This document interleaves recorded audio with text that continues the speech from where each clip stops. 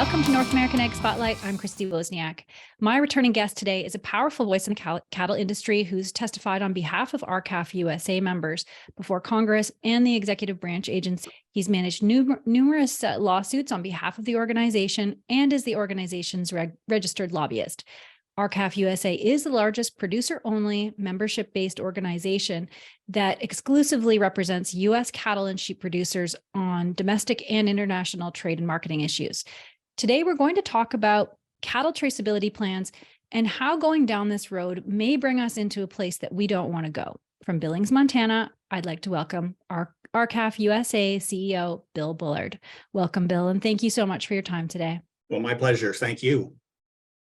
So I really enjoy your weekly commentary, and we always share it on our newsfeed at NorthAmericanEgg.com. In your latest commentary, really caught my eye because you ended by saying, how about we stand up for our liberty and freedom by just saying no, or would you like more ESG on your RFID? Pretty clever. So you seem to be one of the only voices piecing all this together and starting a discussion on it. So first off, can you tell me exactly what is RFID traceability and how does it work?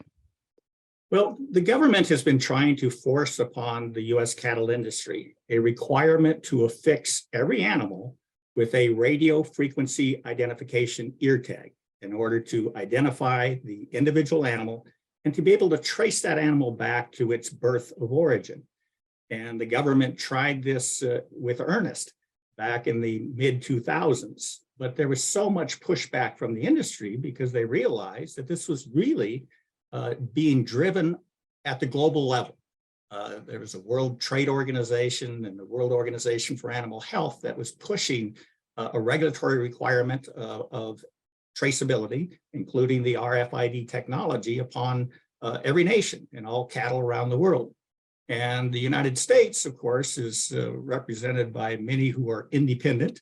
And they looked at this from the perspective, well, how is this going to affect the bottom line of my operation, for example, or what benefit is to be derived from a mandatory RFID system?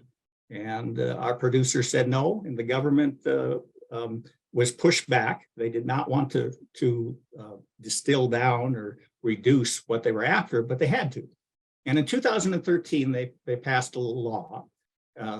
It's by force of law, it's actually a regulation. And the regulation afforded cattle producers with options. They could choose to use an RFID ear tag for purposes of animal identification, or they could choose far less costly animal identification devices like metal ear clips, like brands, like tattoos, like back tags. Like just what they call the plastic dangle tag that hangs from an animal's ear. And so producers had flexibility, recognized that there was a benefit to animal disease traceability in order to contain a disease outbreak, and they agreed to do this. But importantly, they have a choice. Well, now the government wants to force this upon the industry again. They want to make the only officially recognized animal identification device a high-cost radio frequency identification ear tag, and they want to impose this mandate every time a cattle producer wants the privilege of shipping cattle across state lines. So it's the first phase. The government backed off due to the public pressure. Now they're back at it again. Their ultimate goal is to require every animal to be RFID ear tag from the time that it is born until it is harvested or death occurs. So is this at the cost of the producer then? Well, certainly it is. The U.S. Department of Agriculture estimates, and we think on the low side, it's going to cost about $29 million just to ear tag the 11% of the cattle that are expected to cross state lines. The cost will be borne by the producer. And of course, producers have been experiencing severely depressed prices for years, beginning in 2015. And many producers are having extreme difficulty in even recovering their cost of production from the marketplace itself. Now the government wants to require them to pay nearly $4 per head, and it may be more than that, maybe somewhat less, but nevertheless, it's an additional production cost to be borne by cattle producers without any promise of a return in the marketplace itself. And so what it will do is it will accelerate the ongoing demise, the ongoing exodus of cattle producers. And we've lost over 500,000 of them just in the past 4 decades. And so this is a terrible idea. Again, it's driven on the global level, and our government has acquiesced by the global dictates, and they're trying to force producers to use this. And we believe that it's far more sinister than that. There's also this effort to control the industry. And that's what the commentary was about here that you referred to. Yeah, and digging in a little bit deeper about the global element, what is the Global Roundtable for Sustainable Beef? Who are they and what's their reach? So the Global Roundtable for Sustainable Beef is a global entity. It's what we call it a transnational private government acting organization on a global level. And it consists of some of the largest beef packers in the world. It consists of some of the largest world banks. It consists of some of the largest multinational ear tag companies, and it consists of many national or international retail outlets. So they've gotten together to decide how best to control the supply chain. And of course, independent cattle producers are an integral part of the beef supply chain. They provide the cattle, and the only ingredient in beef is cattle. So we're the input to the multi-segmented beef supply chain. And the Global Roundtable for Sustainable Beef consists of these very powerful global entities that wish to dictate the production standards in order to maximize their profits. So they are imposing arbitrary conditions upon producers and trying to get them to voluntarily participate, but it really isn't voluntary at all.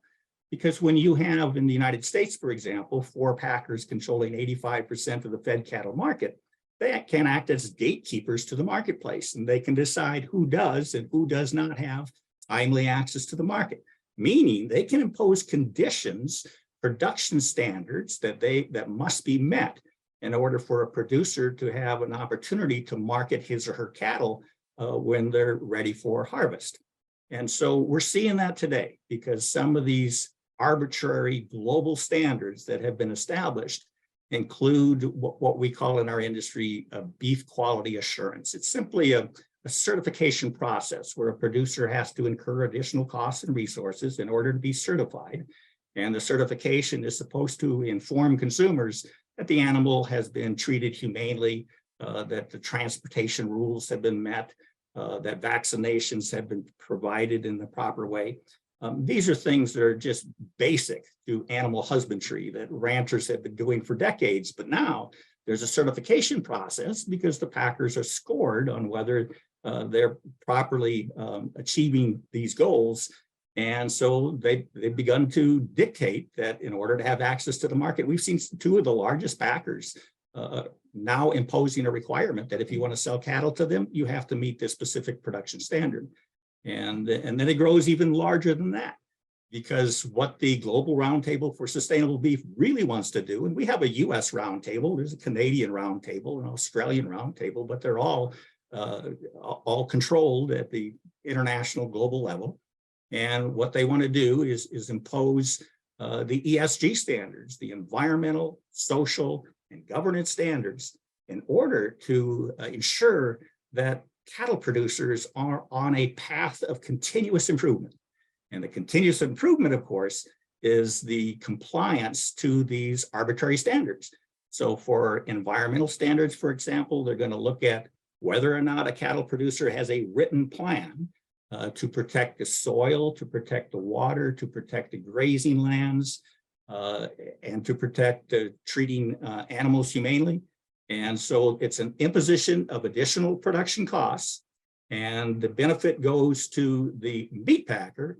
And because these standards have been set by the World Bank as a means of comparing financial suitability for loans, the packers are seeking high scores. And they get high scores when they can impose these conditions upon the supply chain, meaning when they can dictate to producers, to ranchers, dictate to ranchers how to ranch. And that's what's happening here. So it's a huge element of control, originating at the global level.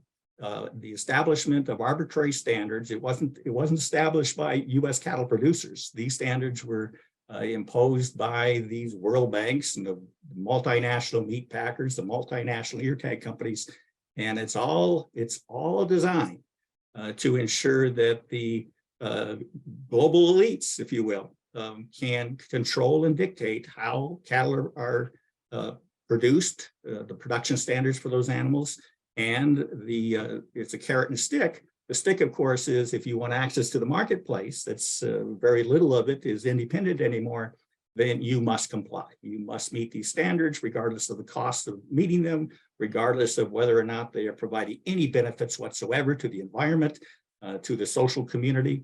So really what you have is an effort to shape culture in the United States. And it isn't being shaped by folks like you and I. It's being shaped by global elites who are able to set these standards and enforce compliance.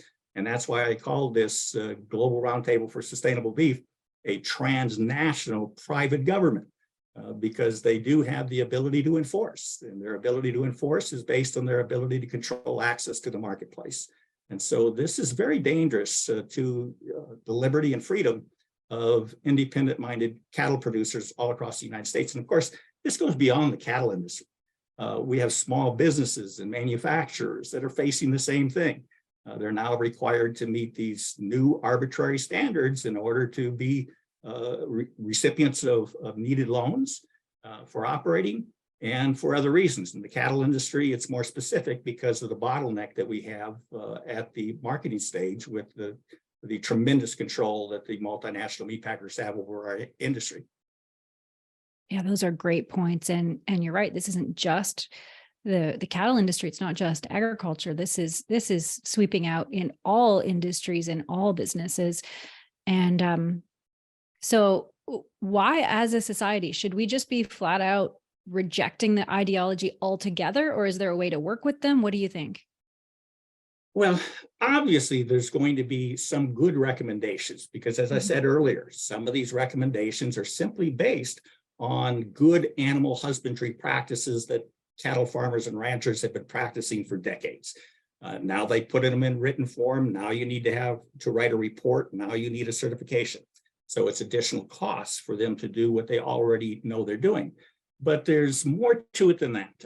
There's some 30 different measuring standards that the Global Roundtable for Sustainable Beef eventually wants to achieve. But they're willing to start at a level where cattle producers would simply acquiesce to it without much of a fight. And so right now it's just reporting requirements. For example, carbon sequestration. They want to establish some baseline. So a report has to be written. And even on a cattle ranch that is primarily grazing lands where they're actually not just limiting the carbon footprint, they're actually benefiting the atmosphere as a result of the way they're operating. But nevertheless, they too would be required to have a baseline, measure how their progress, report to the meat packers their progress, so the meat packers can report to their lenders. And it's a vertically integrated effort to control the production and the culture of the cattle industry in the United States. And perhaps I've wandered off to your specific question, Chrissy. No, that's good. And what about for, people that are just starting to see this issue, I guess, and maybe new to it all? Why, you've mentioned this, but why is globalization such a threat to liberty and independence? Shouldn't we all, and haven't we all been taught we just need to get along? And isn't that at a global level? What do you say to those people just dipping their toe into these ideas? Right. So we've been on this bent to achieve globalization, which if you carry it to the furthest extent, what you're really talking about is a borderless world. And the means of achieving that, of course, were free trade agreements. And only recently has Congress and the public realized how detrimental these free trade agreements are to the United States. We see that we have outsourced our manufacturing. If we look at the sheep industry, it's a perfect example. We entered a free trade agreement with Australia in 2005.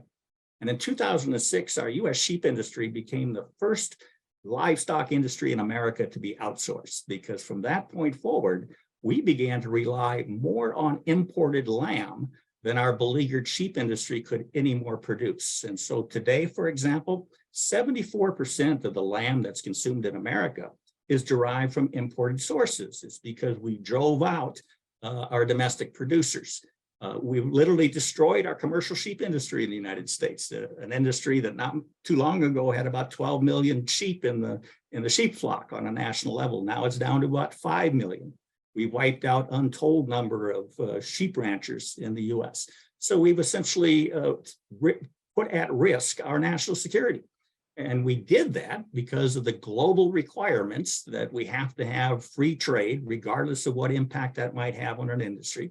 We've outsourced not just the sheep industry. We're seeing a significant increase in imports that consumers are now relying upon for beef in the United States. And the cattle industry is the single largest segment of American agriculture. And it's critically important to rural communities because it's their economic base. It's the cornerstones of their economies all across the United States. It's a $70 billion industry, for example.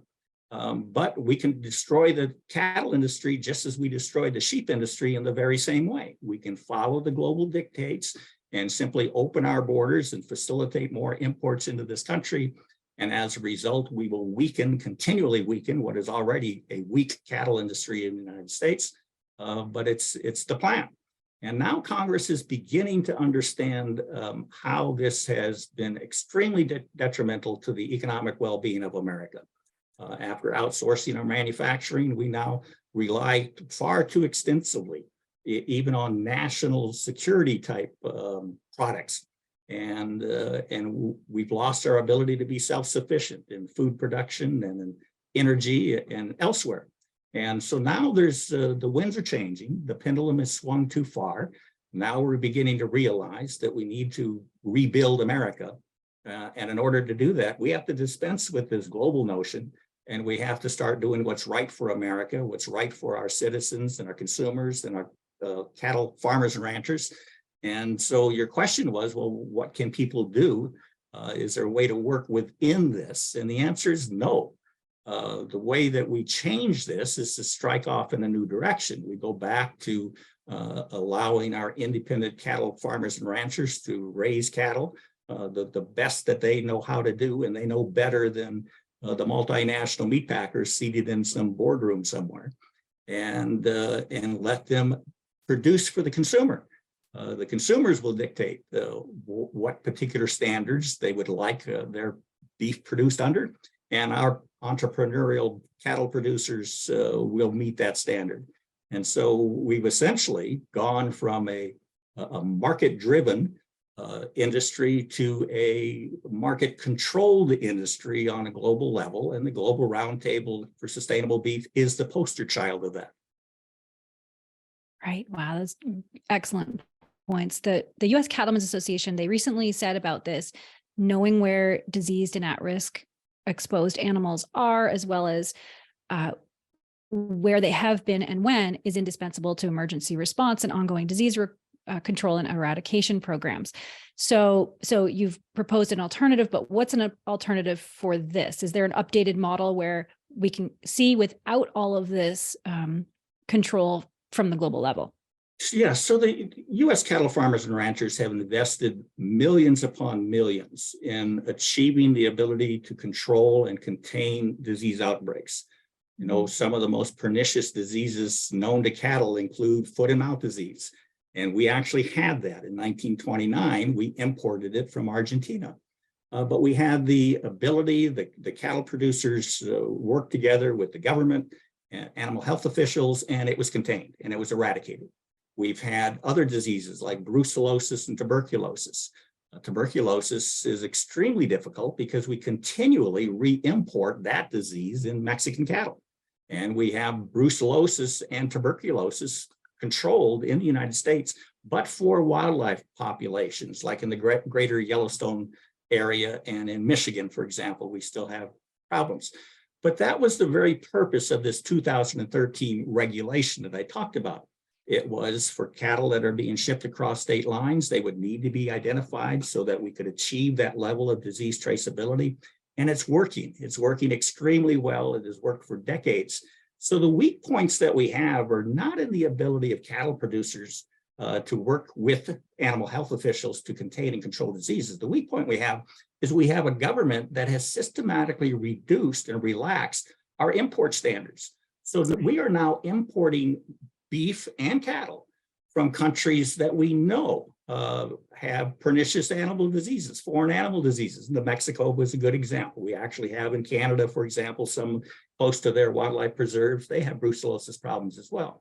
So we are purposefully introducing foreign animal diseases, and what the government wants is they want to continue to relax that because they're still dinosaurs to the extent that they still are pursuing this idiocy globalization goal of theirs. And what they want to do is they want to force the containment and management upon the shoulders of independent cattle producers. So rather than maintain strict border controls, they want to relax those controls. And by doing so, they know they are exposing our industry to a greater risk of foreign animal diseases. And so they want the Cadillac version, if you will, of an animal disease traceability. Obviously, if you had animal RFID ear tags, you could trace animals back as effectively as you can with a metal ear tag that has a number associated with the individual animal that's also tied to, associated with the place of birth. And so we have the ability to control and contain diseases. What the government cannot show is that they need the high-cost radio frequency identification ear tags to do so, because they have been highly successful at doing it presently, giving these producers the flexibility to choose what type of animal identification device is needed in order to achieve the disease traceability goal. So we've been highly successful. The government has turned their head away from where the most serious problems are, and they even in this rulemaking process that's underway right now, based on the government's effort to force mandatory RFID on every producer who wants the privilege to sell cattle across state lines. Even in that proposed rule, the government acknowledges that they have made tremendous headway in reducing the time it takes to do a disease traceback in the event of an outbreak. And they have done that because of the very flexibility that was afforded in the 2013 rule. But where they say that they fall short is that they have not also required the electronic recordings of certificates for veterinary inspections, for example, and other animal movement records. These are still done on paper, and the government complains that by doing it on paper, they're subject to error, subject to miswriting the actual number, transcribing the number, and they're subject simply to having to pick up a phone and make a phone call. So the government told us what they can do to significantly increase their capacity to trace back animal diseases. And the most important one is to digitalize all of these paper records that are part and parcel to every disease traceback. But instead, rather than doing what they view to be more difficult, to get that paperwork transcribed into an electronic format, they want to force all the cattle producers at the end of the chain here to incur this additional cost. And again, it's because the goal isn't animal disease traceability. The goal is ultimate control. The goal is to comply with the dictates at the global level. And that's what's the driving force on this. We fully recognize that in the event of a disease outbreak, we need to work aggressively to stamp the disease out. And we've worked in partnership with the federal government to do that. And the 2013 regulation has enhanced our ability to achieve that. Now we know the government has some gaping holes that need to be filled, and yet they simply don't want to do that. It's far easier to force this mandate upon producers, but it's not going to increase the speed at which we're able to do a disease traceback, because they still have to work their paper process for all of the animal disease records, or excuse me, all of the movement records that would be necessary to conduct a disease traceback from wherever the animal is identified to wherever it originated from. Yeah, that makes sense. So what can people do? Is this as simple as giving a call to, your House of Representatives, your senators? What can we do? Well, interestingly, while the government wants to force every cattle producer to use a radio frequency identification ear tag, they are resistant to allowing consumers to know where their beef came from. This also stems back to the globalization. So one way to counteract what is happening here is to require mandatory country of origin labeling on every beef product sold in a grocery store. So consumers know whether the animal from which the beef was derived was born, raised, and harvested in the United States, or if it was born in one country, raised in another, and harvested in the United States. So in other words, whether it's partial or wholly an imported product, or is it exclusively a domestic product? And when you do that, when consumers are able to initiate those demand signals, then you take away the leverage that the multinationals have over the domestic marketplace, because now it's not the multinationals determine where to source this beef in order to satisfy consumer demand. Now it's the consumers determining from what country they want their beef produced. And when you do that, you start to rebuild the economic stratus for cattle producers. You provide them with more opportunities. We have the ability to improve and expand, and we don't need to be dictated to on a global level to achieve this. So we need to start local in our marketplace. Consumers deserve to know where their beef comes from.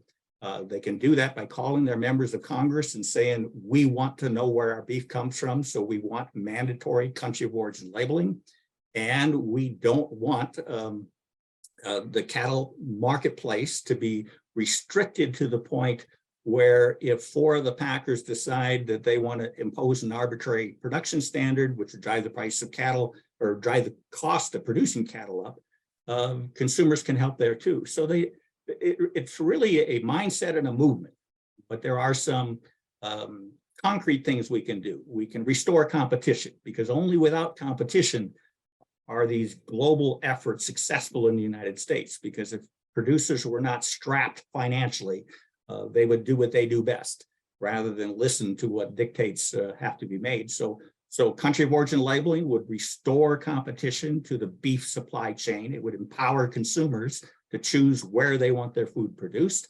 It will help strengthen the U.S. cattle industry. And then we need to restore competition in the marketplace itself to eliminate the possibility that any 4 beef packers, for example, can collude if they wish to, in order to impose additional production standards on producers. We have to respect and admire the entrepreneurial spirit. We have to respect and admire that within a free market system, you have producers who will seek to achieve excellence. And that is how you get the most competitive, the safest, the most wholesome, and most affordable beef in the world, is you let our producers do what they do best. Let our ranchers ranch, as opposed to trying to vertically integrate the entire system, beginning at the global level, in order to dictate to them how they must produce cattle if they want access to the marketplace. Awesome. I couldn't agree with you more. I have one last question for you. Why do you care so much about this? So I'm a former rancher from South Dakota. And so I view that I have made full circles. So now where once I ranched, now I represent ranchers. They're the salt of the earth. They're the people who are independently minded. They are the people who are working to achieve excellence. They want to provide the highest quality beef to our consumers in America. They're being run over roughshod by the multinationals and those who continue to support this globalization, which has been an abject failure. And they're willing to stand up and defend their liberties and freedom. And I respect these people, and I'm just proud to represent them. That's awesome. Well, thank you for what you do. Thank you. Thanks so much for everyone who's watching or listening. If you want to learn more, all the links are provided in the show notes. And don't forget to subscribe and share North American Ag Spotlight on YouTube, Rumble, Telegram channels, and the podcast is available on Spotify, Apple, Stitcher, Amazon, or wherever you listen to podcasts. And have a great day.